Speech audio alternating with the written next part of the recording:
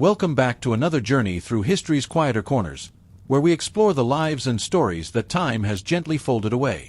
Tonight, we're venturing into the shadowed halls of medieval convents, the glittering courts of queens and emperors, and the mysterious landscapes where ancient secrets still lie buried in the earth.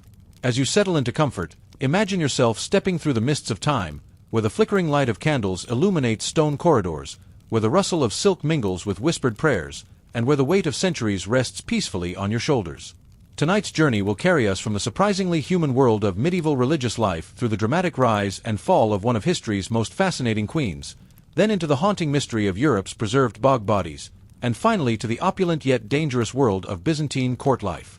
These are stories of people who lived, breathed, hoped, and struggled in ways both familiar and utterly foreign to our modern experience. Their world was one of profound faith shadowed by very human failings, of political intrigue wrapped in religious devotion, of luxury built upon foundations that could crumble overnight. As we explore their lives together, let the rhythm of their days wash over you like a gentle tide, carrying you deeper into the peaceful embrace of history's embrace. So breathe deeply, release the tensions of today, and allow yourself to drift backward through the centuries to a time when life moved to the measured cadence of chapel bells and the changing seasons, where every day brought its own small struggles and quiet triumphs, and where the boundaries between the sacred and the everyday were far more fluid than we might imagine. The bell tower's bronze voice cuts through the pre-dawn darkness, its measured tolling echoing off stone walls that have absorbed centuries of such calls to prayer. You wake in your narrow cell, the straw mattress beneath you providing little cushion against the wooden frame, and for a moment, in that space between sleep and waking, you almost forget where you are. Then the cold seeps through your rough woolen habit, and reality settles around you like the heavy fabric itself. Your bare feet touch the flagstone floor, and the shock of cold travels up through your bones. Somewhere in the corridor outside your cell, you hear the shuffle of other feet, the soft rustle of habits, the occasional suppressed cough. The bell continues its insistent calling. Matins, the night office, the first of 8 prayer services that will mark the rhythm of your day like the steady beating of a great heart. You have perhaps 3 minutes to make yourself presentable and join the procession to chapel. There is no time to truly wake, no gentle transition from sleep to consciousness. The life of a medieval nun is governed by bells and rules, by schedules so rigid they leave little room for the natural rhythms of human rest and waking. In the darkness, you fumble for your veil, your fingers stiff with cold as you arrange the fabric that marks your separation from the world you once knew. The corridor is a river of shadows punctuated by the dim glow of rush lights in their iron sconces. You fall into line with your sisters, some moving with the practiced efficiency of years, others, newer arrivals like yourself, still struggling with the abrupt demands of convent life. The stone walls seem to press inward in the flickering light, and your breath forms small clouds that dissipate quickly in the perpetual chill that pervades these ancient buildings. The chapel receives you like a cold embrace. Even in summer, these thick stone walls hold the winter deep in their heart, and now, in the depth of night, the cold seems almost alive. You take your place in the carved wooden stalls, the seat worn smooth by generations of women who have occupied this same spot, who have risen at this same impossible hour, who have chanted these same Latin words through decades of devoted service. But as you settle into your place, as the familiar words of the Psalms begin to flow around you like water, you become aware of the subtle currents that run beneath the surface of this seemingly peaceful religious life. The abbess, Mother Hildegard, stands at the front of the chapel, her voice strong and sure as she leads the responses, but you've heard whispers in the corridors about the fine wine that appears at her table, about the silk undergarments found in her laundry, about the young priest who visits her chambers rather more often than spiritual guidance would seem to require. To your left sits Sister Catherine, her face composed in an expression of pious devotion, but you know that beneath her habit she carries a small cloth bundle, letters from the young merchant who used to court her before she took vows, letters that arrive mysteriously despite the convent's supposed isolation from the outside world. Sister Agnes, 3 places down, has been hoarding bread for meals, saving the precious food in a small cache beneath her straw mattress. Even in a place dedicated to communal living and shared sacrifice, the human instincts for self-preservation and personal comfort persist. Your own conscience weighs heavily as you mouth the familiar Latin phrases. Yesterday, during confession with Father Thomas, you found yourself lingering after your prescribed penance was complete, drawn by his kind eyes and gentle voice. In a world where you are surrounded by women, where masculine company is forbidden and masculine attention non-existent, even the simple act of speaking with a young priest becomes charged with an energy that feels both spiritually dangerous and emotionally necessary. Hidden beneath the folds of your habit, pressed against your side, is a small mirror, a vanity that could earn you weeks of bread and water if discovered, but one that you cannot bring yourself to surrender. Sometimes, in the privacy of your cell, you look at your face in its polished surface and remember the person you were before these walls enclosed you, before your hair was shorn and hidden, before your body was draped in shapeless wool that renders you invisible and identical to every other woman in this place. The chanting continues around you, but your mind drifts as it so often does these days. You remember silk dresses, the feeling of sunlight on your uncovered hair, the sound of laughter that wasn't hushed and guilty but open and free. These memories come to you like ghosts, bringing both comfort and a sharp ache of loss that you try to offer up as penance but which seems only to grow stronger with each passing day. The service ends with the same abrupt efficiency with which it began. You file out of the chapel in silence, the great silence that governs the hours between Compline and Prime, and return to your cell for perhaps 2 hours of additional rest before the cycle begins again. But sleep, when it comes, brings dreams of the world beyond these walls, and you wake feeling more tired than when you lay down, burdened by longings that feel both sinful and utterly natural. When the bell calls again for lauds at dawn, the process repeats itself, but now there is weak sunlight filtering through the high windows of the chapel, and the cold seems slightly less bitter. After this service comes breakfast, watered ale if you're fortunate, small ale if you're not, accompanied by coarse bread that sits heavy in your stomach and does little to satisfy the hunger that has become your constant companion. The ale, weak as it is, provides the only reliable source of nutrition in a diet that consists largely of gruel, root vegetables, and the occasional egg or small portion of cheese.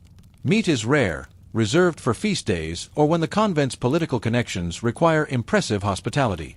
You've learned to savor the taste of barley soup, to find satisfaction in turnips and parsnips, to make a meal from bread so coarse it sometimes contains pieces of chaff that stick between your teeth.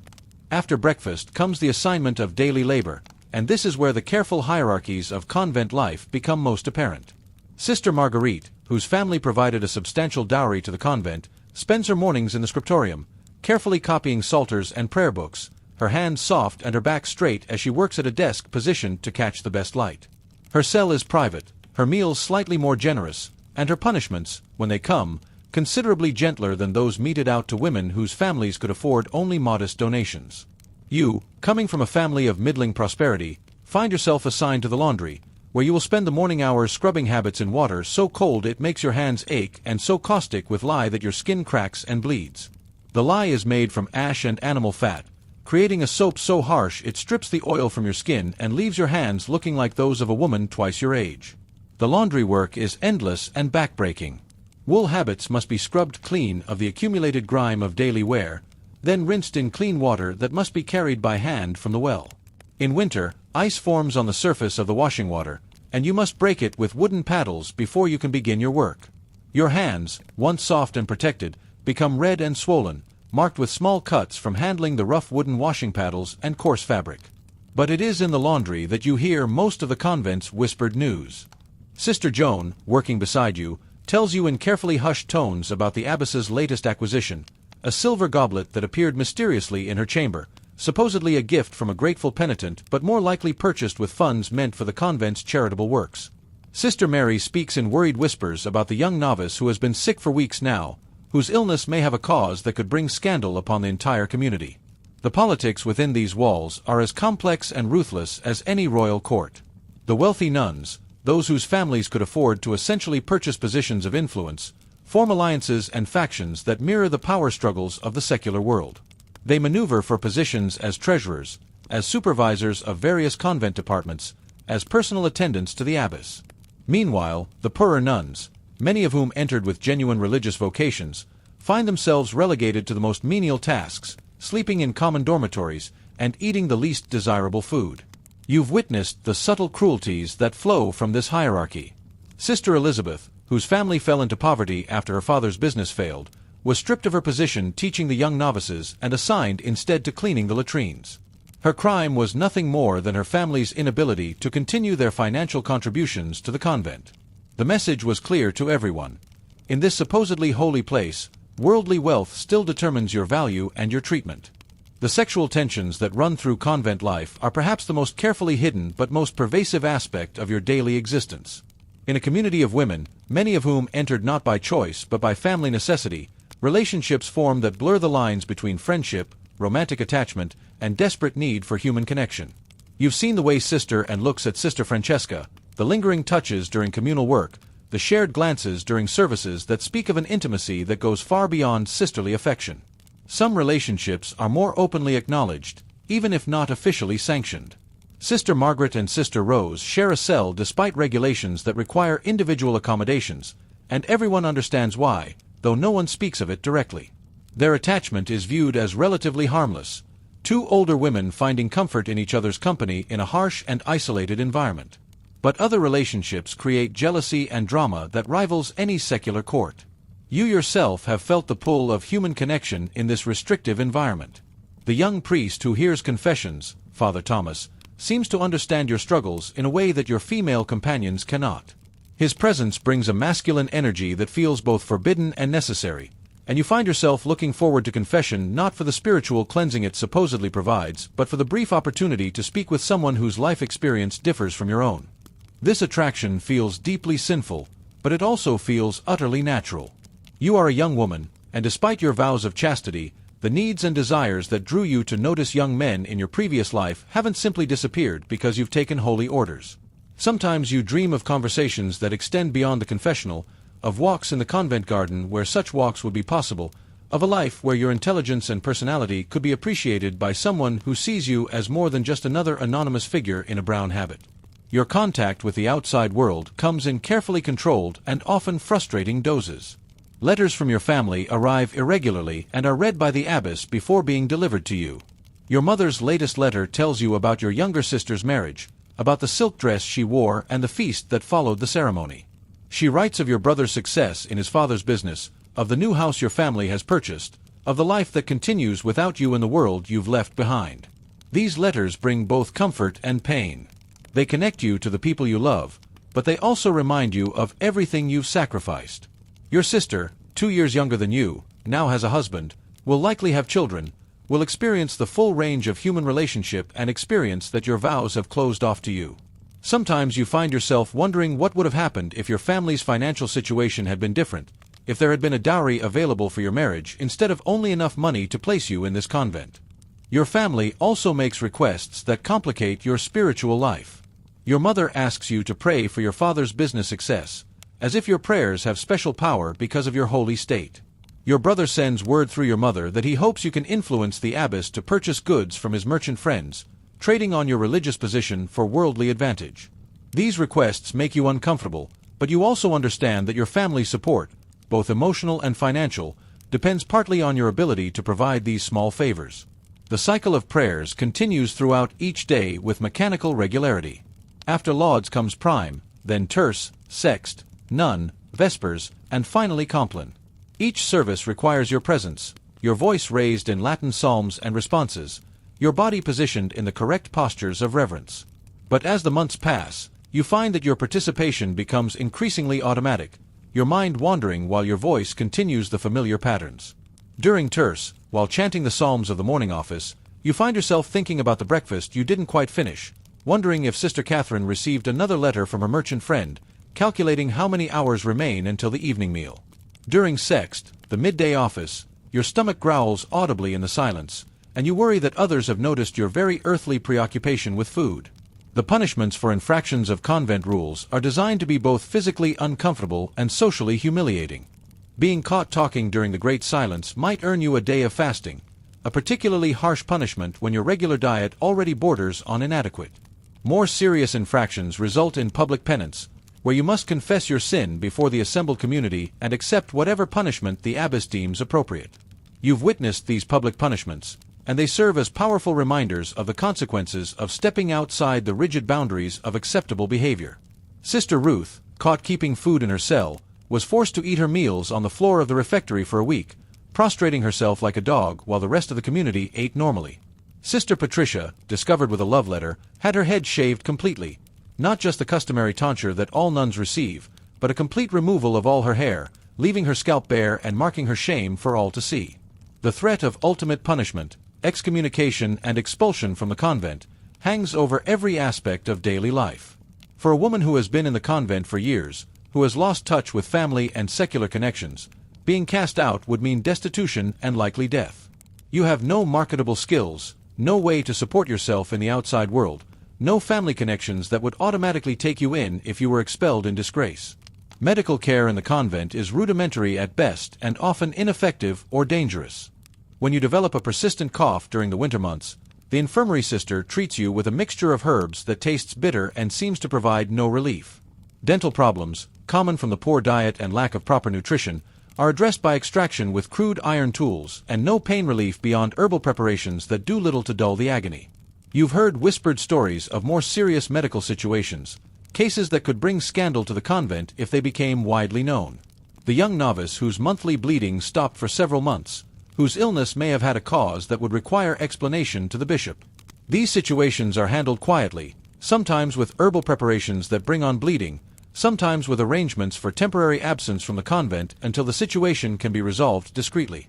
The irony of your situation becomes most apparent during the long hours of night prayer, when the chapel is lit only by a few candles and the familiar Latin words flow around you like water.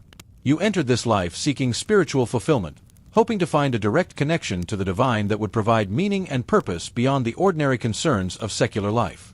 Instead, you found yourself trapped in an institution that magnifies all the human failings you thought you were leaving behind. The corruption, the politics, the jealousy, the sexual tensions, the favoritism based on wealth, the petty cruelties born of frustration and restricted opportunity. All of these exist within the convent walls in concentrated form. The very isolation that was supposed to purify your spiritual life has instead intensified the human dramas and moral compromises that plague any close-knit community living under artificial constraints. Your prayers, which once felt like genuine communication with the divine, have become mechanical recitation. The Latin words flow from your mouth without engaging your heart or mind. You find yourself going through the motions of religious devotion while your thoughts are occupied with resentment against the abbess, with longing for the priest who hears your confessions, with fantasies about escape or revenge, with regret for the life you might have lived. This inner spiritual emptiness creates a cycle of guilt and self-punishment that becomes its own trap. You confess your wandering thoughts, your resentment, your worldly desires, but the act of confession brings no real relief because the circumstances that generate these feelings remain unchanged. You perform the penances assigned to you, extra prayers, additional fasting, physical mortifications, but they feel like empty gestures that address symptoms rather than causes. The seasons pass with slow regularity, marked more by changes in the drafts that penetrate your cell and the difficulty of keeping warm than by any meaningful variation in routine. Winter brings bone-deep cold that makes prayer services an endurance test and turns daily tasks like laundry into exercises in survival. Spring offers some relief from the cold, but also brings flooding that makes the lower levels of the convent damp and moldy, creating breathing problems and persistent coughs among the sisters. Summer provides the closest thing to comfort that convent life offers, with warm air that makes the stone walls less hostile and garden work that takes you outside the oppressive indoor spaces. But even summer brings its own trials: stifling heat in the small cells, insects that make sleep difficult, and the increased demands of preserving food for winter that add hours to each day's labor. As the years accumulate, you begin to understand that this life, which you entered as a temporary sacrifice in service of a greater spiritual purpose, has become a permanent imprisonment that shapes every aspect of your existence.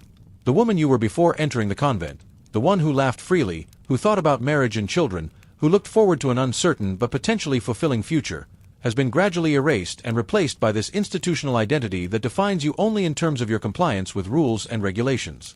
The walls that were supposed to separate you from the corruptions of the secular world have instead created a concentrated environment where those same corruptions flourish in hidden, distorted forms. You realize, during the quiet hours of night prayer when honesty becomes unavoidable, that the convent walls don't keep sin out. They trap it in, intensifying human failings through the pressure of impossible standards and the absence of natural outlets for human needs and desires.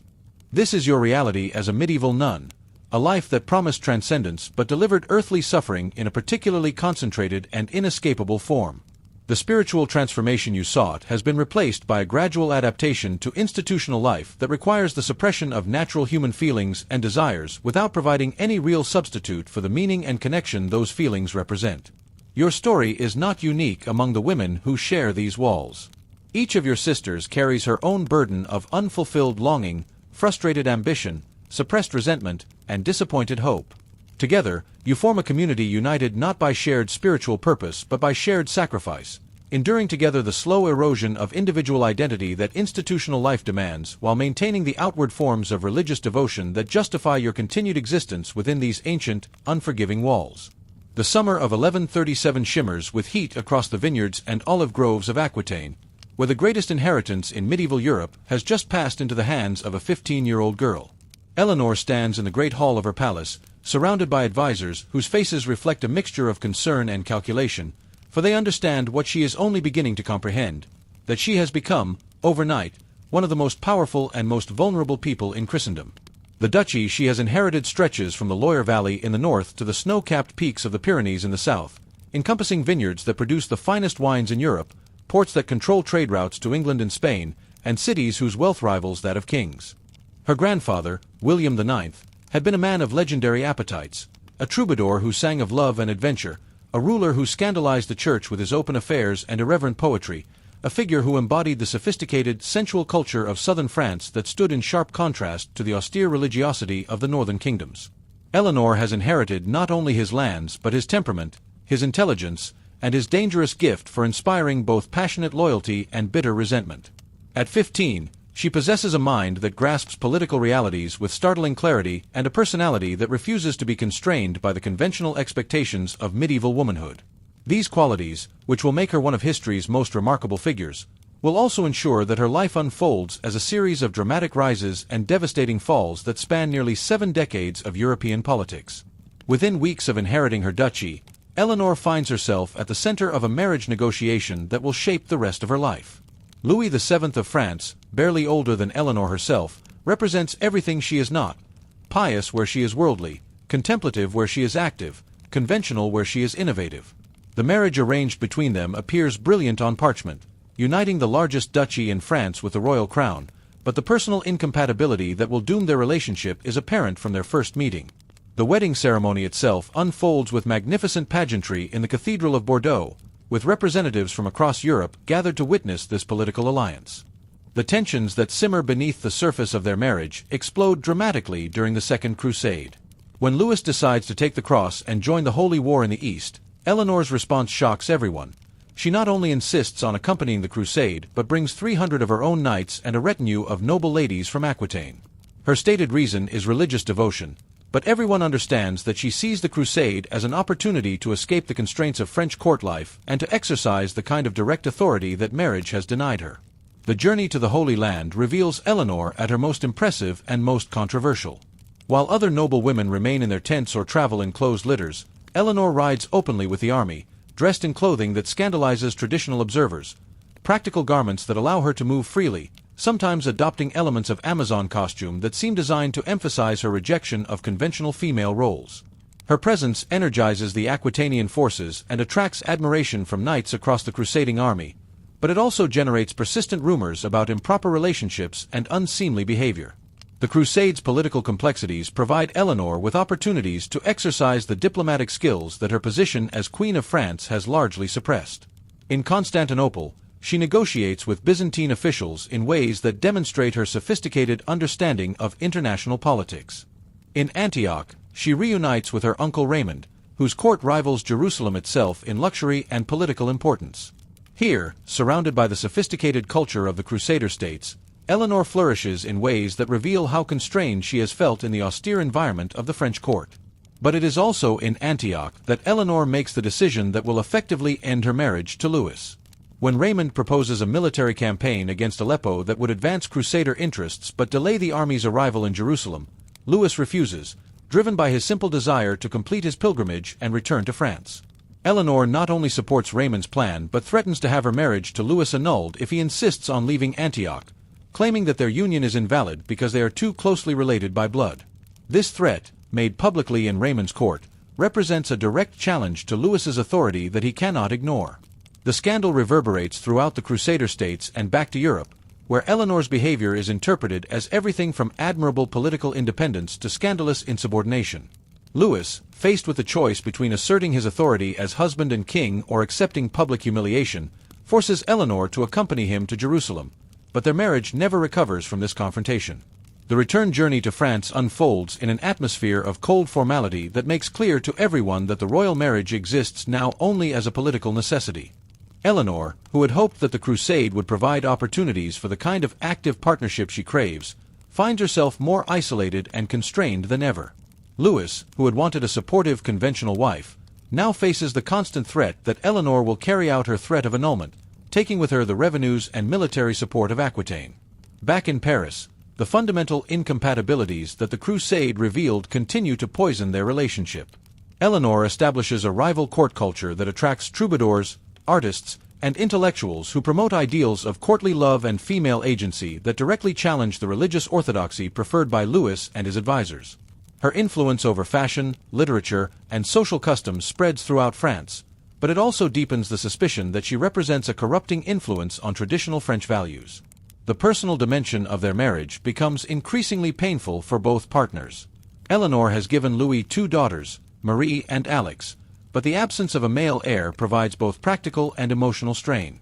Louis needs a son to secure the succession, while Eleanor's failure to produce one becomes a source of whispered criticism that she is somehow deficient as both wife and woman. The irony that she will eventually bear 8 children to her second husband makes clear that the problem lies not with her fertility but with the fundamental incompatibility between her and Louis. The end comes in 1152, when Eleanor finally succeeds in obtaining an annulment of their marriage on grounds of consanguinity. The church officials who grant the annulment understand perfectly well that the real issues are political and personal rather than canonical, but they also recognize that forcing 2 such incompatible people to remain married serves no useful purpose. The annulment sends shockwaves throughout Europe, for it means that the largest and richest duchy in France will no longer be subject to royal authority. Eleanor's next move demonstrates the political acumen that will define the rest of her career. Within 8 weeks of her annulment from Louis, she marries Henry Plantagenet, Duke of Normandy, a man 11 years her junior who represents everything Louis was not. Where Louis was contemplative, Henry is energetic. Where Louis was conventional, Henry is innovative. Where Louis was uncomfortable with Eleanor's political involvement, Henry welcomes it as an asset to their joint ambitions. The marriage to Henry creates a power block that controls more territory in France than the French king himself, a situation that will generate conflict for generations. When Henry inherits the English throne 2 years later, becoming Henry II, Eleanor finds herself Queen of England while retaining her position as Duchess of Aquitaine. The Angevin Empire that results from their union stretches from Scotland to the Pyrenees, making them the most powerful couple in Western Europe. Their marriage begins with genuine partnership and mutual attraction. Henry and Eleanor are well matched intellectually and politically, both possessing the energy and ambition necessary to govern their vast territories. Eleanor bears Henry 8 children in rapid succession, including future kings Richard the Lionheart and John Lackland, demonstrating the fertility that her marriage to Louis had failed to unlock. For nearly 20 years, they function as an effective partnership, with Eleanor governing Aquitaine in her own right while supporting Henry's broader imperial ambitions. But the very qualities that make them effective partners also ensure that their marriage will eventually become a battlefield. Both are strong-willed, both accustomed to exercising authority, both convinced of their own political judgment.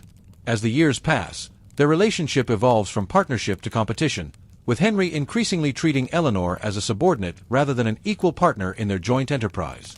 Henry's infidelities, which begin early in their marriage, become increasingly public and humiliating. His most famous affair is with Rosamund Clifford, Fair Rosamund, whom he installs in a palace and visits openly, showing little concern for Eleanor's feelings or dignity. Legend claims that Eleanor had Rosamund poisoned, but the reality is both more complex and more politically sophisticated. Eleanor's response to Henry's betrayals takes the form of systematic opposition to his authority, using her own political resources and family connections to constrain his power. The breaking point comes in 1173, when Eleanor orchestrates one of the most dramatic family rebellions in medieval history, convincing 3 of her sons, Henry the young king, Richard, and Geoffrey, to rebel against their father. She transforms personal resentment into political warfare that engulfs the Angevin Empire in civil war. The rebellion demonstrates Eleanor's sophisticated understanding of medieval politics, as she coordinates support from the French court, from discontented nobles throughout Henry's territories, and from foreign powers who see opportunity in Angevin disunity. Eleanor's personal involvement in the rebellion reveals her at her most daring and desperate. She travels throughout France and England gathering support, negotiates treaties with foreign allies, and coordinates military strategy with a skill that demonstrates her lifelong political education. When the rebellion begins to falter, she attempts to flee to the French court, disguising herself as a man, a detail that captures both her theatrical flair and her understanding that her gender makes her particularly vulnerable to Henry's revenge. Her capture marks the beginning of the most tragic period of her life. Henry's response to Eleanor's betrayal is swift and merciless. She is imprisoned for the next 16 years, from age 51 to 67, essentially for the remainder of Henry's reign. Moved from castle to castle, allowed minimal contact with her children, denied any role in governing her own Duchy of Aquitaine, Eleanor experiences the complete reversal of her earlier power and influence. The imprisonment is designed not just as punishment but as political neutralization. Henry understands that Eleanor's freedom would mean continued threat to his authority, continued rallying point for opposition to his rule, continued reminder that his empire depends partly on her inherited legitimacy. By keeping her confined, he eliminates her as a political factor while avoiding the complications that would arise from her execution or exile. Yet even in imprisonment, Eleanor continues to demonstrate the resilience and political intelligence that have defined her career. She maintains correspondence with supporters, stays informed about political developments, and carefully preserves her relationships with her children despite Henry's attempts to isolate her from them. When opportunities arise, she provides advice and support to those who remain loyal to her, gradually building the network that will become crucial when circumstances change. The years of imprisonment take their toll, but they also provide Eleanor with time to reflect on the dramatic trajectory of her life and to plan for whatever opportunities the future might bring. She studies the political developments that continue to reshape Europe, maintains her intellectual interests through reading and correspondence, and carefully observes the changing dynamics within Henry's court through the limited information that reaches her. Henry's death in 1189 marks Eleanor's dramatic return to political life. At nearly 70, an age when most medieval women would be considered elderly and infirm, Eleanor emerges from captivity with the energy and political acumen of someone half her age. As Queen Mother to Richard the Lionheart, she immediately assumes a central role in governing the Angevin Empire, demonstrating that her 16 years of imprisonment have sharpened rather than dulled her political skills. Her first actions reveal the scope of her political vision and the depth of her understanding of imperial governance. She travels throughout England releasing political prisoners, confirming charters, and securing loyalty to Richard's rule.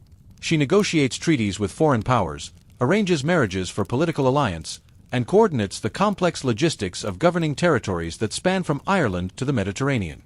Her energy and effectiveness surprise those who had assumed that her long imprisonment would have broken her spirit or compromised her abilities. When Richard departs for the Third Crusade, Eleanor assumes an even more central role in governing his territories. Her regency demonstrates the political skills that have developed over more than 50 years of active involvement in European politics. She manages rebellions, negotiates with the Pope, arranges financing for Richard's crusading expedition, and maintains the delicate balance of interests that holds the Angevin Empire together in the absence of its king.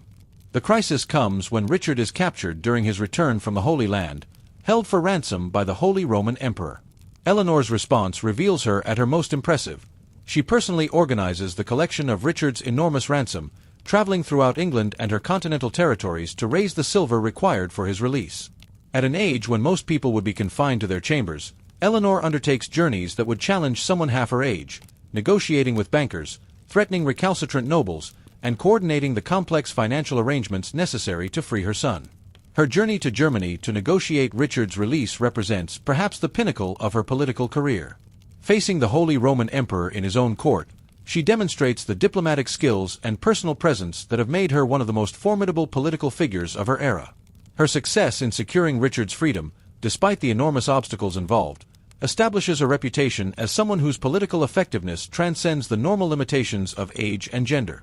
Eleanor's final years are marked by continued political activity that would exhaust people half her age. When Richard dies childless in 1199, she faces the difficult decision of supporting John's claim to the throne despite his obvious limitations as a ruler. Her choice reflects her sophisticated understanding that political stability often requires accepting imperfect options rather than pursuing ideal solutions. Her relationship with John becomes her final and perhaps most complex political challenge.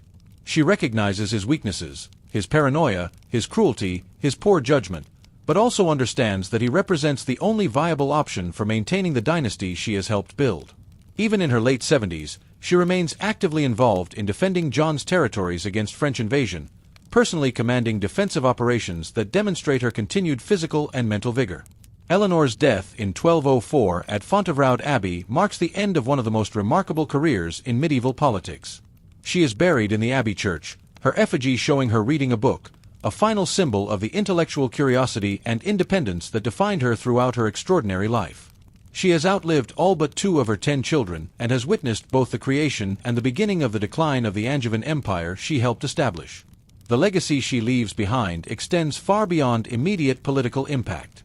Eleanor's patronage of troubadour culture, her promotion of ideals of courtly love, her challenge to conventional expectations of female behavior, and her demonstration that women could exercise political authority effectively all contribute to gradual changes in European culture that will influence society for centuries. Her life provides a model of female agency that inspires later generations of women, while also revealing the ultimate limitations that even the most exceptional medieval woman could not fully overcome. Her story reminds us that medieval politics were shaped as much by personal relationships and individual character as by abstract forces of social change. Eleanor's marriages, her rebellions, her imprisonments, and her final political triumphs all reflect the interplay between personal ambition and historical circumstance that creates the dramatic narratives through which we understand the past. Her life spans nearly the entire 12th century, encompassing some of its most significant political and cultural developments while demonstrating how individual agency could shape historical events even within the constraints of medieval society. As you consider Eleanor's remarkable trajectory from teenage heiress to elderly political mastermind, let the rhythm of her long life wash over you like the measured flow of the centuries themselves. Her struggles and triumphs, her defeats and victories, her capacity for resilience in the face of seemingly insurmountable obstacles, all of these speak to the enduring human capacity for adaptation and renewal that transcends the specific circumstances of any historical period. In her story, we see reflected the eternal themes of ambition and disappointment, love and betrayal, power and vulnerability that continue to shape human experience across the ages.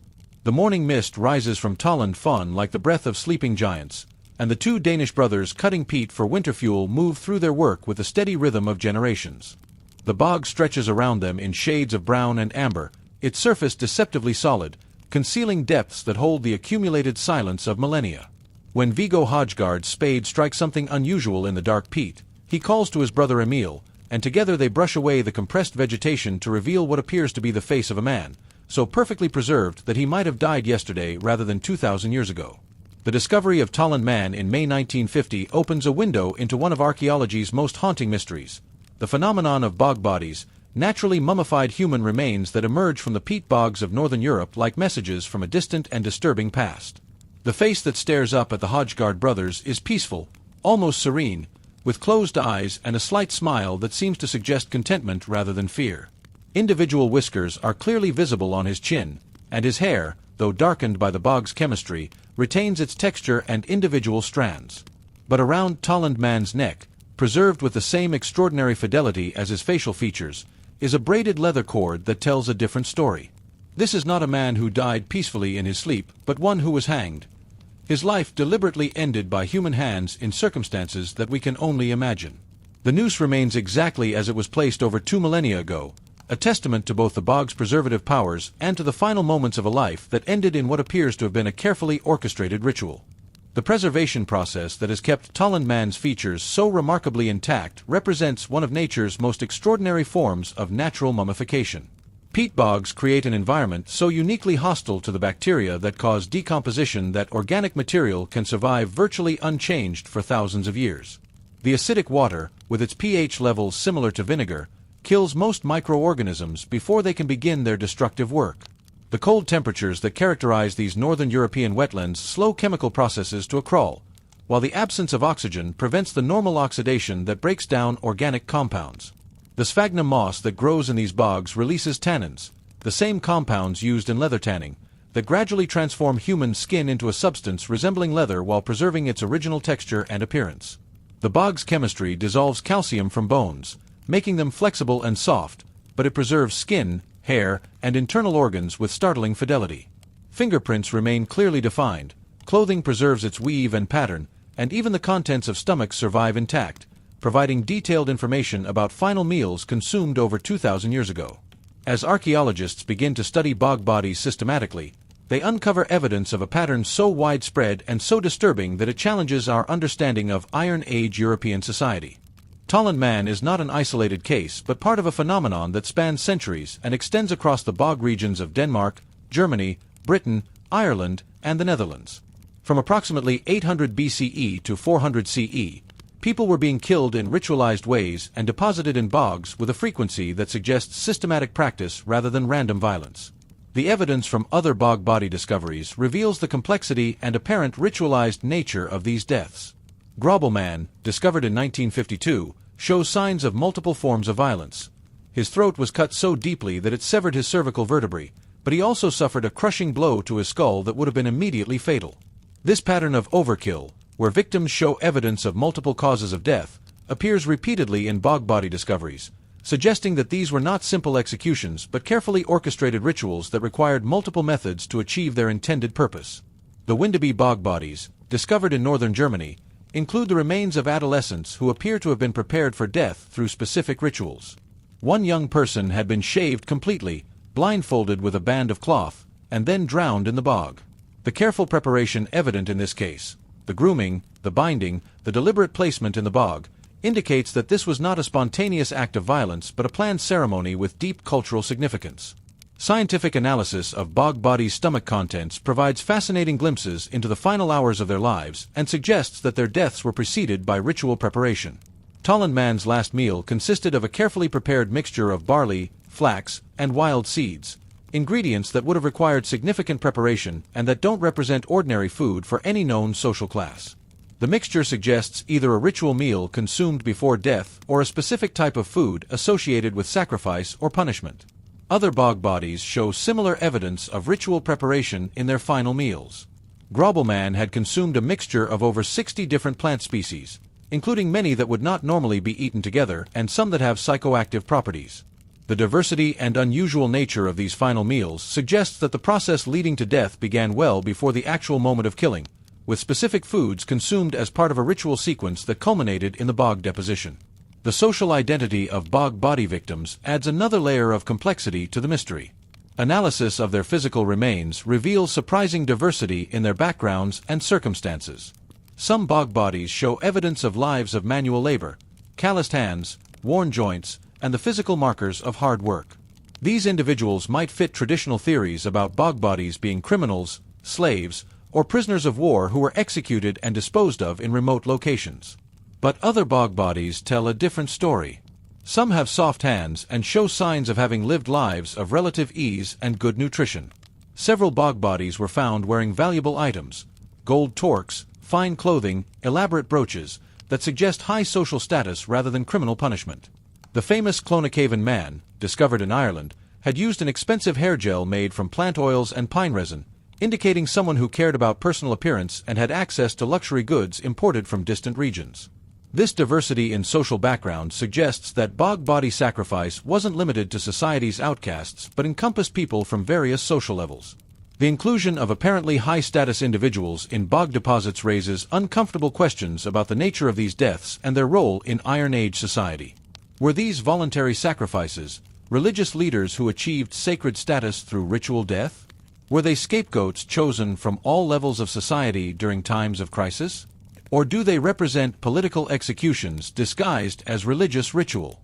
The timing of bog body deaths provides crucial clues about their cultural significance. Many bog bodies date to periods of social upheaval, climate change, or political transition in Iron Age Europe. The practice seems to have intensified during the Roman Iron Age, when Germanic and Celtic tribes faced increasing pressure from Roman expansion and internal social changes. This correlation suggests that human sacrifice may have been a response to crisis, an attempt to restore social order, appease angry gods, or ensure community survival during uncertain times.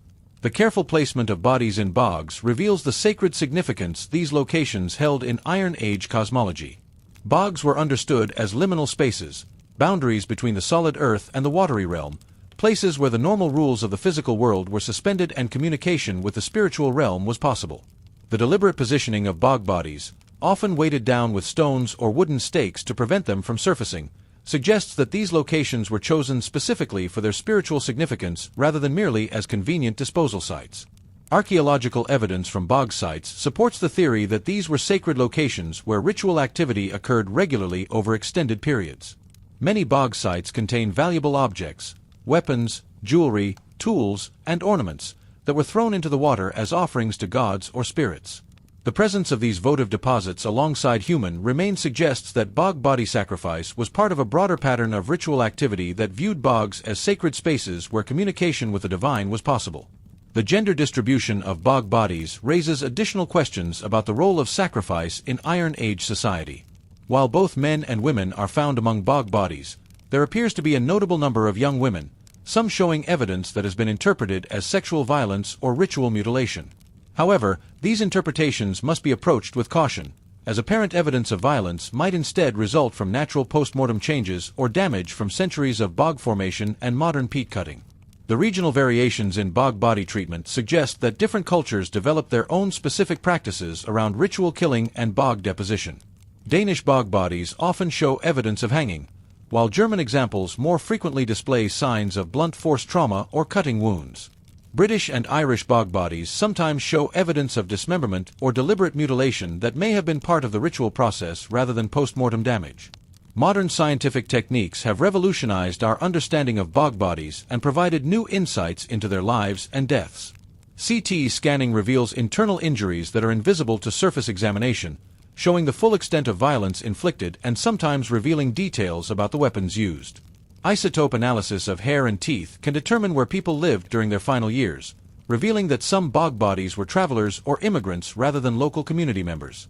DNA analysis, where preservation allows, provides information about family relationships and population movements that help contextualize bog body discoveries within broader patterns of Iron Age migration and cultural exchange.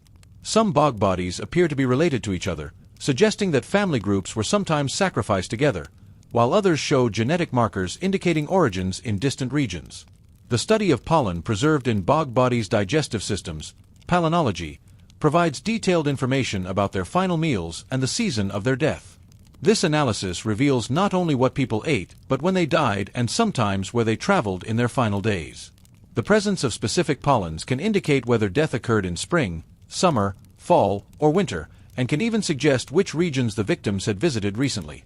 Perhaps most haunting is what bog bodies reveal about Iron Age society's relationship with violence and the sacred.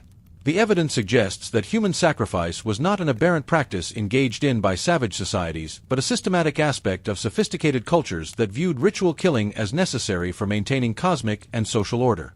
The care taken in the preparation and execution of bog body sacrifices, the valuable objects deposited alongside human remains, and the selection of sacred bog locations all point to a worldview that saw human sacrifice as a vital component of religious and social life. The gradual decline of bog body sacrifice during the early centuries of the Common Era coincides with the spread of Christianity and Roman influence throughout Northern Europe. The last confirmed bog body sacrifices date to around 400 CE, marking the end of a tradition that had persisted for over a millennium. The preservation of these final examples in bog environments provides us with an unparalleled window into a vanished world where the boundary between life and death, sacred and profane, punishment and offering, was understood in fundamentally different ways than in our modern world. Contemporary scholarly interpretation of bog bodies has evolved considerably from earlier theories that focused primarily on criminal punishment or prisoner of war execution. Modern archaeologists emphasize the ritualized nature of bog body deaths and their integration into complex religious systems that we can only partially understand. The evidence suggests a sophisticated understanding of sacrifice as a means of communication with divine forces, maintenance of cosmic order, and management of social crisis. Some scholars propose that bog bodies represent scapegoat sacrifices, individuals chosen to bear the sins or misfortunes of their communities and whose ritual deaths were believed to restore harmony between human society and divine will. Others suggest that some bog body victims may have been volunteers who achieved sacred status through willing participation in ritual death, perhaps religious specialists or individuals who sought to ensure their community's welfare through ultimate sacrifice. The ethical dimensions of bog body research have become increasingly important as archaeological practices evolve to address questions about consent, dignity, and the appropriate treatment of ancient human remains. These are real people who died violent deaths, and their preserved bodies have become objects of scientific study and public fascination. Museums display bog bodies as educational exhibits, but questions about the appropriateness of putting ancient murder victims on display for public viewing generate ongoing debate about archaeological ethics and cultural sensitivity. Some bog bodies have been reburied after scientific study, returning them to the earth in ceremonies that attempt to honor their humanity while acknowledging our limited understanding of their original cultural contexts. Others remain preserved in museums where they continue to provide opportunities for research and education, their faces serving as haunting reminders of the complex relationship between violence, religion, and social order in ancient European societies. The mystery of Europe's bog bodies ultimately reveals a past that is simultaneously more sophisticated and more disturbing than popular images of Iron Age life suggest. These preserved remains provide evidence of societies that developed complex religious and social systems, that understood ritual and symbolism in ways that influenced behavior across generations, and that viewed human sacrifice as a normal and necessary component of maintaining harmony between earthly communities and divine powers. The bog bodies remind us that historical understanding requires us to confront aspects of the past that challenge our modern sensibilities while recognizing the humanity of people whose worldview differed dramatically from our own. They represent individuals who lived, loved, feared, and hoped in ways that we can recognize as fundamentally human, even when their deaths occurred within cultural contexts that we struggle to comprehend. As the mist continues to rise from the ancient bogs of northern Europe, carrying with it the accumulated silence of centuries, we can imagine the countless stories that remain hidden beneath the dark water. The bog bodies that have emerged represent only a tiny fraction of the human experience preserved in these liminal landscapes, where the boundary between past and present remains as fluid as the distinction between solid ground and standing water, and where the faces of the ancient dead continue to gaze upward through the centuries with expressions that seem to hold secrets we may never fully understand. The first light of dawn touches the 7 terraced levels of the Great Palace of Constantinople, and already the vast complex hums with the quiet activity of 20,000 souls beginning another day in service to the earthly representative of God. From your chambers high above the Bosphorus, you can see the sun's rays catching the gilded domes of Hagia Sophia, transforming the great church into a beacon of golden light that seems to bridge the gap between the terrestrial city below and the heavenly realm above. This is your world as a member of the Byzantine imperial court, a realm of unimaginable luxury and sophisticated ceremony, where every gesture carries political meaning and every breath is drawn in the presence of power that claims divine sanction. Your day begins not with the harsh clanging of monastic bells, but with a gentle chiming of silver bells carried by palace servants who move through the corridors with silent efficiency. The ritual of imperial awakening is itself a sacred ceremony, for the emperor does not simply rise from sleep, but is ceremonially transformed from sleeping mortal into the divinely appointed ruler of the Roman Empire. As a high-ranking courtier, you are part of this daily theater, and your own preparations must be completed with precise timing to ensure your presence at the appropriate moment in the imperial schedule. The silk robes that you don each morning represent a fortune that could purchase entire villages, but more importantly, they serve as a visual language that communicates your exact position within the court hierarchy to everyone who sees you. The particular shade of purple in the silk trim, the number and arrangement of pearls sewn into the fabric, the specific pattern of gold thread that decorates the sleeves, each detail has been precisely regulated by imperial decree and represents not mere ornamentation but a complex system of social communication that governs every interaction within the palace walls. The choice of colors alone requires careful consideration, for wearing shades above your designated rank constitutes not merely a fashion error but a form of treason that could result in confiscation of property, exile, or worse. The legendary Tyrian purple, extracted from thousands of murex shells at enormous expense, is reserved for the imperial family alone, while the various shades of red, blue, and gold available to court officials are carefully graded according to a system so complex that entire volumes have been written to explain the proper protocols of imperial dress. Your jewelry, inherited from generations of court service and augmented by imperial gifts that mark significant political achievements, includes pearls from the Indian Ocean that have traveled trade routes spanning continents, emeralds from the mines of Egypt that catch and reflect the light of palace candles, and sapphires from Ceylon that seem to hold within their depths the color of the summer sky above Constantinople. Yet even these magnificent ornaments are governed by strict regulations, for the wearing of gems above your station could be interpreted as an attempt to claim authority that belongs only to higher-ranking officials. The palace itself serves as a stage set designed to overwhelm the senses and reinforce the emperor's divine status through architectural grandeur that rivals anything in the known world. The walls of your daily path through the palace corridors are covered with mosaics that shimmer with gold and silver, depicting Christ, the Virgin Mary, and the imperial family in compositions that blur the boundary between earthly and heavenly authority. The floors beneath your feet are paved with porphyry and marble arranged in intricate geometric patterns that seem to shift and flow as you walk across them, while the ceilings soar 40 feet above your head, decorated with stars of precious metals that catch the light from hundreds of candles and oil lamps. The mechanical wonders that fill the throne room represent the pinnacle of Byzantine engineering and serve both practical and symbolic purposes. Lions crafted from gold and silver roar when activated by hidden mechanisms, while artificial trees filled with mechanical birds burst into coordinated song at the touch of a lever. These marvels are designed not merely to entertain but to demonstrate the emperor's mastery over nature itself, his ability to command not only human subjects but the very forces of creation. Your daily routine is governed by the Book of Ceremonies, a massive tome that specifies with minute precision how every aspect of court life should be conducted. There are different protocols for different seasons, distinct procedures for various feast days, and specific ceremonial requirements for political occasions ranging from the reception of foreign ambassadors to the celebration of military victories. A single error in protocol, wearing the wrong color, standing in the incorrect position, speaking at an inappropriate moment, could be interpreted as an insult to imperial dignity and result in immediate banishment from court. The pressure to perform these ceremonies perfectly is constant and exhausting, for the imperial court operates on the principle that any deviation from established protocol represents not merely personal error but a threat to the cosmic order that the emperor's rule is believed to maintain. Every gesture must be precisely calculated, every word carefully chosen, every movement coordinated with a complex choreography that transforms daily activities into sacred rituals that reinforce the divine nature of imperial authority. The imperial dining hall exemplifies the extraordinary complexity that characterizes every aspect of court life. Meals are elaborate theatrical productions where the emperor sits alone at a raised table draped with silk and gold, while courtiers are arranged at lower tables according to a seating plan that reflects not only current political standings but also family lineages, military achievements, scholarly accomplishments, and religious devotion. The emperor's food is prepared by chefs whose families have served the imperial kitchens for generations, then tasted by multiple officials whose lives depend on their ability to detect the slightest trace of poison. The dishes themselves represent culinary artistry that transforms eating into aesthetic experience.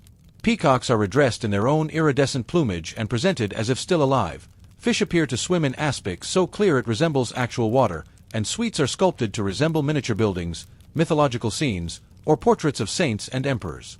The presentation of each course follows protocols so elaborate that servers must undergo years of training to master the precise movements and timing required to maintain the ceremony's dignity. The cultural life of the court revolves around the hippodrome, where chariot races become expressions of political allegiance that can determine the fate of ministers and influence imperial policy. The two main racing factions, the Blues and the Greens, represent far more than sporting preferences. They are political parties with distinct ideologies, territorial bases within the city, and armed supporters who can mobilize for street demonstrations or, in extreme cases, violent confrontation with imperial authority. Your factional allegiance affects every aspect of your court career, from marriage negotiations to appointment opportunities to the likelihood that your advice will be heard favorably by the emperor. The Nika riots of 532, when factional disputes nearly overthrew Emperor Justinian and left 30,000 dead in Constantinople's streets, serve as a constant reminder that these sporting loyalties can escalate into existential threats to imperial stability. The intellectual sophistication of court life provides opportunities for scholarly discussion and artistic patronage that rival the greatest centers of learning in the medieval world. The palace library contains works in Greek, Latin, Arabic, Persian, and other languages, preserving classical texts that have been lost everywhere else in Europe and maintaining scholarly traditions that stretch back to the ancient world. Court scholars engage in theological debates that influence church doctrine across the Christian world, while court historians produce detailed chronicles that serve simultaneously as historical records and sophisticated political propaganda. As an educated member of the court, you are expected to compose poetry that demonstrates both literary skill and political loyalty, to understand complex theological arguments that blend classical philosophy with Christian doctrine, and to participate in debates about classical texts that require familiarity with authors ranging from Homer to Augustine. These intellectual accomplishments are not mere ornamental additions to court life but essential qualifications for political advancement, for the emperor expects his advisors to possess the scholarly background necessary for effective governance of a sophisticated empire. The role of women in the Byzantine court presents both unprecedented opportunities and mortal dangers that reflect the complex relationship between gender and power in medieval society. Empresses wield real political authority, often serving as regents during imperial minorities or co-rulers during their husbands' reigns, and imperial women are expected to be educated, articulate, and politically sophisticated in ways that would be impossible for women in most medieval courts. However, this expanded role for women comes with constant surveillance and the ever-present possibility of political destruction. Palace women live in carefully guarded quarters where their movements are monitored, their correspondence is read before delivery, and their personal relationships are subject to imperial approval. A romantic attachment that conflicts with political necessity could result in exile to a convent, while more serious political miscalculations might lead to imprisonment, mutilation, or execution. The religious dimension of court life reflects Byzantium's role as the center of Eastern Christianity and the emperor's position as God's representative on earth. The palace contains multiple chapels that house religious relics attracting pilgrims from across Europe and the Middle East. Fragments of the true cross that are believed to retain miraculous power, the crown of thorns worn by Christ during his crucifixion, and the Virgin Mary's robe that provides protection for the city and empire. Daily court life includes mandatory attendance at multiple religious services, where theological orthodoxy is as important as political loyalty for maintaining position and influence. The iconoclastic controversies that periodically sweep through the empire can transform religious artwork overnight from sacred decoration into evidence of heresy, making even aesthetic preferences potentially dangerous political statements that require careful navigation to avoid accusations of doctrinal deviation. Court intrigue operates simultaneously on multiple levels, creating a complex web of competing interests and shifting alliances that requires constant vigilance and sophisticated political judgment to navigate successfully. Eunuchs, who cannot threaten the imperial succession through the establishment of rival dynasties, often hold the highest administrative positions and exercise enormous behind-the-scenes influence over policy and appointments. Their unique position allows them to serve as trusted intermediaries between the emperor and various court factions while accumulating personal power that can rival that of the most prominent noble families. The palace guards, recruited from foreign tribes and sworn to personal loyalty to the emperor rather than to the empire or its traditions, form their own political faction with interests that sometimes conflict with those of the established court nobility. These guards provide the physical force that maintains imperial authority, but their foreign origins and personal loyalties create potential for political instability if their interests diverge from those of the emperor they serve. Noble families engage in constant maneuvering for imperial marriages that could place their children in line for succession, while regional military commanders accumulate territorial authority and personal armies that could support either imperial loyalty or rebellion depending on how political circumstances develop. The delicate balance between these competing interests requires imperial management that combines generosity with firmness, inclusion with surveillance, and trust with a constant threat of decisive action against those who overstep acceptable boundaries. The economic foundation that supports the court's extraordinary luxury depends on Constantinople's position at the crossroads of European and Asian trade routes. Silk from China, spices from India, precious stones from Ceylon, ivory from Africa, and exotic goods from regions barely known to European geography flow through the city's markets, generating customs revenues that fund the court's elaborate ceremonies and magnificent buildings. However, this wealth remains vulnerable to military defeat, trade disruption, or currency debasement that can transform overnight prosperity into desperate poverty. The empire's long borders require constant military expenditure, while the complex diplomatic relationships necessary to maintain trade access demand expensive gifts, subsidies, and tribute payments that strain even the substantial imperial treasury. Medical care at court represents the most advanced health care available in the medieval world, with court physicians trained in Greek classical texts and exposed to medical knowledge from Islamic scholars whose works are translated and studied in the palace medical schools. The imperial medical service includes hospitals, surgical facilities, and research institutions that advance medical knowledge while providing treatment that extends and improves the lives of court members. Yet even the finest Byzantine medicine cannot prevent the periodic plagues that sweep through the crowded palace, killing emperors and commoners alike regardless of their wealth, status, or access to medical care. The plague of Justinian, which devastated Constantinople in the 6th century, serves as a reminder that disease recognizes no political boundaries and that even divine imperial authority provides no protection against the biological realities that govern all human life. The palace's daily ceremonial processions serve both religious and political functions, providing opportunities for the emperor to display his magnificence while allowing courtiers to demonstrate their loyalty and position within the imperial hierarchy. These processions through the palace's gardens and courtyards are carefully choreographed displays of imperial power, with different court officials wearing specific costumes and carrying particular ceremonial objects according to their rank and function. Foreign ambassadors are deliberately overwhelmed by these displays, which are designed to demonstrate Byzantine wealth, organizational sophistication, and divine approval in ways that discourage military aggression while encouraging diplomatic submission to imperial authority. The psychological impact of these ceremonies extends beyond their immediate audience to influence the empire's reputation throughout the medieval world as a realm where earthly and heavenly power combine to create authority that transcends ordinary human limitations. Evening entertainment at court includes performances by musicians whose skills have been refined through years of palace service, dancers whose movements combine artistic beauty with religious symbolism, and actors who present classical dramas that provide both cultural education and political commentary. However, even leisure activities serve political functions, as the emperor's choices of entertainment, the attention he pays to particular performers, and the cultural preferences he displays all send messages about imperial priorities and values. Literary patronage, artistic commissions, and intellectual discussions become vehicles for building political coalitions and demonstrating the cultural sophistication that legitimizes imperial authority. The emperor's support for particular scholars, artists, or theological positions influences cultural development throughout the empire while providing opportunities for courtiers to advance their own interests through association with imperial preferences. The personal cost of this magnificent court life becomes apparent in the memoirs and letters of those who experienced it directly.